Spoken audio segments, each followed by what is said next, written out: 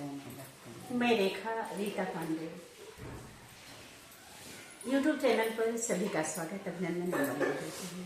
आज एक फरमाइशी गीत लेके आई हूँ। रीना, उनका भी चैनल है रीना तिवारी का। बहुत अच्छे अच्छे गीत गाती हैं। उनके देवर की शादी पड़ी है, तो ये हमारी बहन से बोली कि आप एक विवाह गीत सुनाइए। विवाह गीत तो चलिए हम लोग सुनाने चलते हैं। रीना बेटा, आपके भाई का विवाह, देवर का विवाह, आपके देवर का विवाह भगवान की कृपा से संपन्न हो, अखंड सुहाग रहे, आपकी देवरानी का परिवार खुशहाल रहे। हम लोग गीत सुनाने चल रहे हैं, चढ़नी गीत है। आप सुनिए और आनंद लीजिए। मंगलमय हो आपकी शादी आपके देवर की। तो चलिए आप लोग सुनिए, आनंद लीजिए। हम लोग सुनाने चाहते हैं। मलिनी के अनने सोपरिया का पेड़वा, सोपरिया का पेड़वा रे छछड़ी बिछड़ी गई गारी रे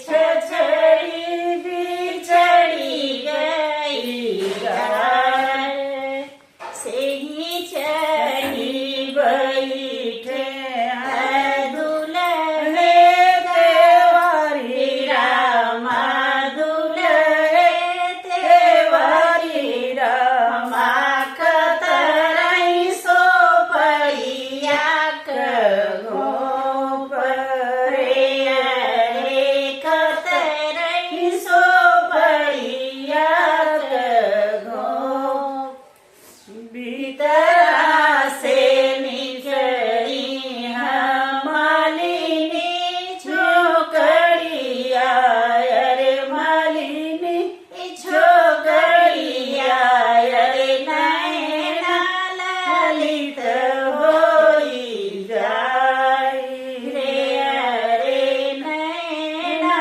ललित होई जाई। शोभवाई बैठल जाओ देवारी रामा, जाओ कंवरे रामा, मालिनी ओरहन देई रे, अरे मालिनी ओरहन देई रे। बरजो न बरजो साहेब अपना दुलेरुआ रे, अपना दुलेरुआ रे कतरई सोपरिया का घोंप रे, अरे कतरई सोपरिया का घोंप। बारजे होते बरजी खाते मालिनी, बरजी लेते मालिनी छैला बरजी नहीं जाई रे, अरे छैला बरजी नहीं जाई।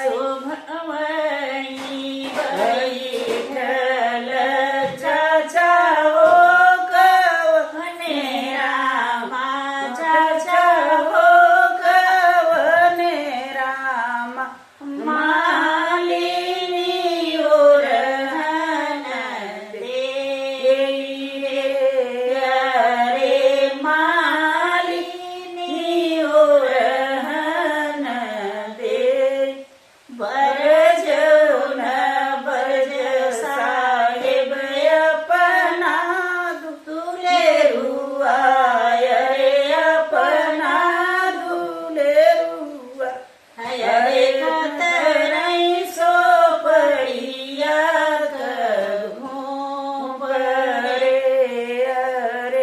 कतरई सो परिया घूम बाराजे होते बरजिले तेऊ मालिनी बरजिले तेऊ मालिनी छैला बरजी नाही जाई रे अरे छैला बरजी नाही जाई कुइया दे होते भठाई दे तेऊ मालिनी भठाई दे तेऊ मालिनी सगरा भठाई न जाई रे अरे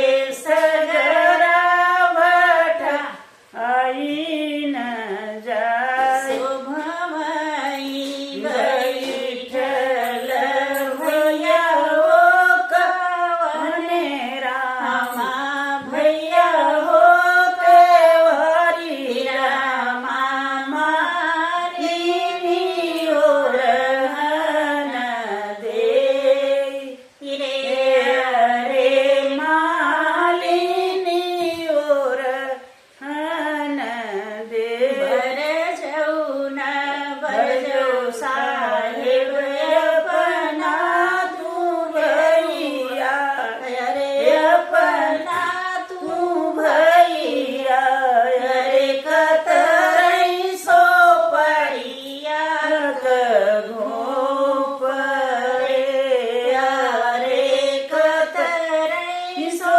परिया घूम बाराजे होते बरजिले मालिनी बरजिले मालिनी छैला बरजी नाही जाई रे